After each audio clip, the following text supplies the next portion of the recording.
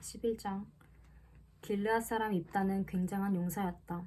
그는 길르앗의 창리에게서 낳은 아들이다.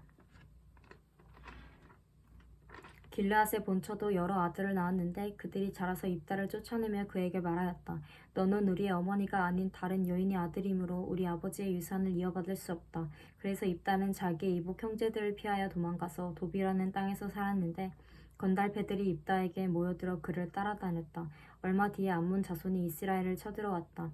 암몬 자손이 이스라엘을 쳐들어오자 길르앗의 장로들이 입다를 데려오려고 득당에 가서 그에게 말하였다. 와서 우리의 지휘관이 되어주시오. 그래야 우리가 암몬 자손을 칠 수 있겠소. 그러나 입다는 길르앗의 장로들에게 말하였다. 당신들이 나를 미워하여 우리 아버지 집에서 나를 쫓아낼 때는 언제이고 어려움을 당하고 있다고 해서 나에게 올 때는 또 언제요? 그러자 길르앗의 장로들이 입다에게 대답하였다. 바로 그렇기 때문에 우리가 그들을 찾아온 것이요. 우리와 함께 가서 암몬 자손과 싸운다면 그대는 모든 길르앗 사람의 통치자가 될 것이요. 입다가 길르앗 장로들에게 물었다. 당신들이 나를 데리고 가서 암몬 자손과 싸울 때에 주께서 그들을 나에게 넘겨주신다면 과연 당신들은 나를 통치자로 받들겠소? 그러자 길르앗의 장로들이 입다에게 다짐하였다. 주께서 우리 사이의 증인이십니다. 그대가 말한 그대로 우리가 할 것입니다. 입다가 길르앗의 장로들을 따라가니 백성이 그를 자기들의 통치자와 지휘관으로 삼았다. 입다는 그가 나눈 모든 말을 미스바에서 주께 말씀드렸다. 입다가 암몬 자손의 왕에게 사절을 보내어 말을 전하였다. 우리 사이에 무엇이 잘못되었기에 나의 영토를 쳐들어왔는가? 암몬 자손의 왕이 입다의 사절에게 말하였다. 이스라엘이 이집트에서 올라올 때에 아르논 강에서부터 야복 강과 요단 강에 이르는 나의 땅을 점령하였다. 그러니 이제 말썽 부리지 말고 그 땅을 내놓아라.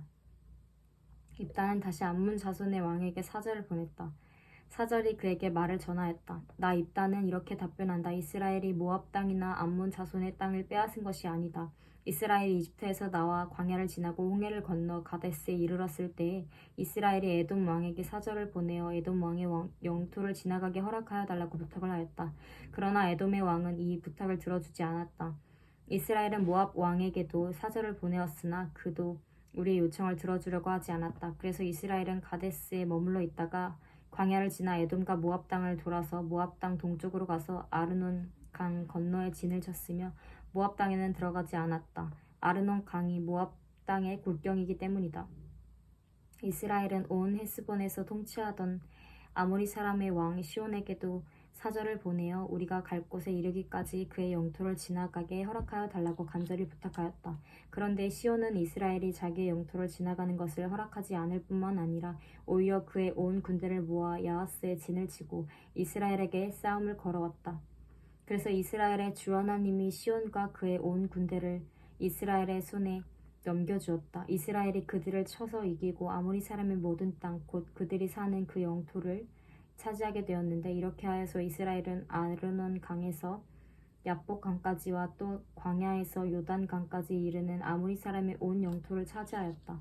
주 이스라엘 하나님이 그의 백성 이스라엘 앞에서 이렇게 아모리 사람을 몰아내셨는데 이제 와서 네가 이 땅을 차지하겠다는 거냐? 너는 네가 섬기는 신 그모스가 너의 몫으로 준 땅을 차지하지 않겠느냐? 우리는 주 우리 하나님이 우리 앞에서 원수를 몰아내고 주신 모든 땅을 차지한 것이다. 이제 네가 모압 왕 십볼의 아들 발락보다도 뛰어나다고 생각하느냐? 그가 감히 이스라엘과 다투거나 싸웠느냐? 이스라엘이 헤스본과 그 주변 마을들과 아로엘과 그 주변 마을들과 아르논 강변의 모든 성읍에 300년 동안이나 살았는데 왜 너는 그동안에 이 지역들을 되찾지 않았느냐? 나로서는 너에게 잘못한 것이 전혀 없는데도 네가 나를 해치려고 쳐들어왔으니 심판자이신 주께서 오늘 이스라엘 자손과 암몬 자손 사이를 판가름해 주실 것이다. 그러나 암몬 자손의 왕은 입다가 자기에게 전하여 준 말에 전혀 귀를 기울이지 않았다. 주의 영이 입다에게 내렸다. 그는 일르앗과 므낫세 지역을 돌아보고 길르앗의 미스바로 돌아왔다가 길르앗의 미스바에서 다시 암몬 자손이 있는 쪽으로 나아갔다. 그때 입다가 주께 서원하였다. 하나님이 암몬 자손을 내 손에 넘겨주신다면 내가 암몬 자손을 이기고 무사히 돌아올 때에 누구든지 내 집 문에서 먼저 나를 맞으러 나오는 그 사람을 주의 것이 될 것입니다. 그 사람은 주의 것이 될 것입니다. 내가 번제물로 그를 드리겠습니다. 그런 다음에 입다는 암몬 자손에게 건너가서 그들과 싸웠다. 주께서 그들을 입다의 손에 넘겨주시니 그는 아로엘에서 민니까지 20성읍을 쳐부수고 아벨그라밈까지 크게 무찔렀다. 그리하여 암몬 자손은 이스라엘 자손 앞에 항복하고 말았다. 입다의 딸 입다가 미스바에 있는 자기 집으로 돌아올 때 소고를 치고 춤추며 그를 맞으려고 나오는 사람은 바로 그의 딸이었다. 그는 입다의 무남 동료였다. 입다는 자기 딸을 보는 순간 옷을 찢으며 부르짖었다. 아이고 이 자식아, 네가 이 아버지의 가슴을 후벼 파는구나. 나를 이렇게 괴롭히는 것이 하필이면 왜 너란 말이냐. 주께 서원한 것이어서 돌이킬 수도 없으니 어찌한단 말이냐. 그러자 딸이 아버지에게 말하였다. 아버지께서 입으로 주께 서원하셨으니 서원하신 말씀대로 저에게 하십시오. 이미 주께서는 아버지의 원수인 암몬 자손에게 복수하여 주셨습니다.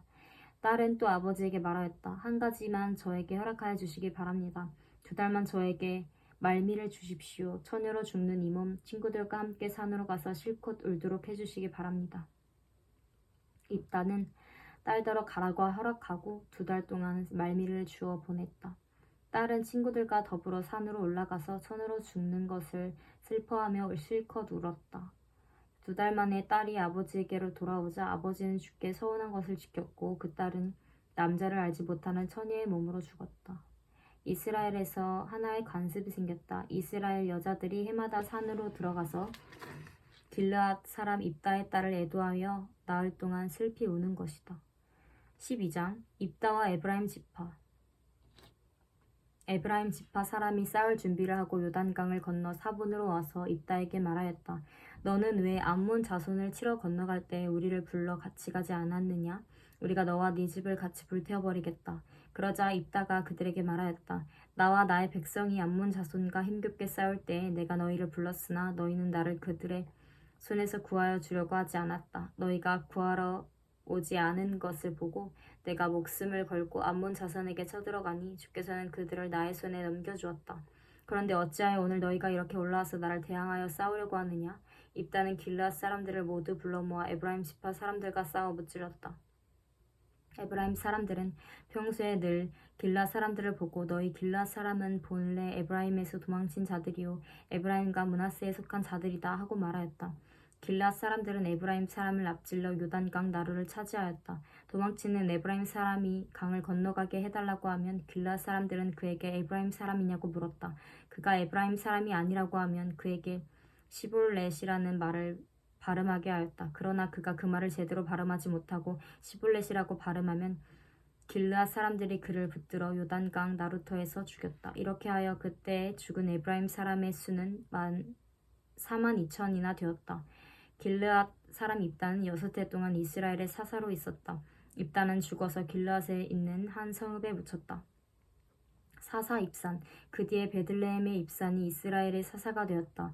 그에게는 아들 30명과 딸 30명이 있었는데 딸들은 다른 집안으로 출가시키고 며느리들도 다른 집안에서 30명을 데려왔다. 그는 7해 동안 이스라엘의 사사로 있었다. 입사는 죽어서 베들레헴에 묻혔다. 사사 엘론.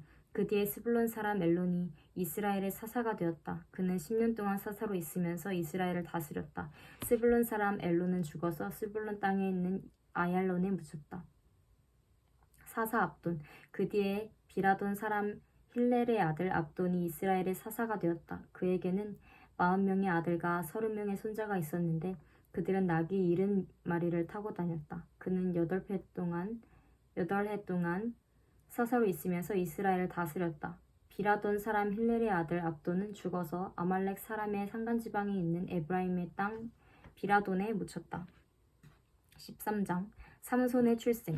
이스라엘 자손이 다시 주께서 보시는 앞에서 악한 일을 저질렀다. 그래서 주께서는 그들을 40년 동안 블레셋 사람들의 손에 넘겨주었다. 그때 소라 땅의 단 지파의 가족 가운데 마누아라는 사람이 있었는데 그의 아내는 임신할 수 없어서 자식을 낳지 못하였다. 주의 선사가 그 여인에게 나타나 말하였다. 보아라, 네가 지금까지는 임신할 수 없어서 아이를 낳지 못하였으나 이제는 임신하여 아들을 낳게 될 것이다. 그러므로 이제부터 조심하여 포도주나 독한 술을 마시지 말아라. 부정한 것은 어떤 것도 먹어서는 안 된다. 네가 임신하여 아들을 낳을 것인데 그 아이의 머리에 면도칼을 대어서는 안 된다. 그 아이는 모태에서부터 이미 하나님께 바쳐진 나실 사람이기 때문이다. 바로 그가 블레셋 사람의 손에서 이스라엘을 구하는 일을 시작할 것이다. 여인은 곧바로 남편에게 가서 말하였다. 하나님의 사람이 나에게 오셨는데 그분의 모습이 하나님의 천사의 모습과 같아서 너무나 두려웠습니다. 그래서 나는 그분이 어디서 오셨는지 감히 묻지도 못하였고 또 그분도 나에게 자기 이름을 일러주지 않았습니다. 그런데 그분이 내게 말하기를 내가 임신하여 아들을 낳을 것이니 이제부터 포도주와 독한 술을 마시지 말고 부정한 것은 어떤 것도 먹어서는 안 된다고 말했습니다. 그 아이는 모태에서부터 죽는 날까지 주께 바쳐진 나실 사람으로 살아가야 하기 때문이라고 했습니다.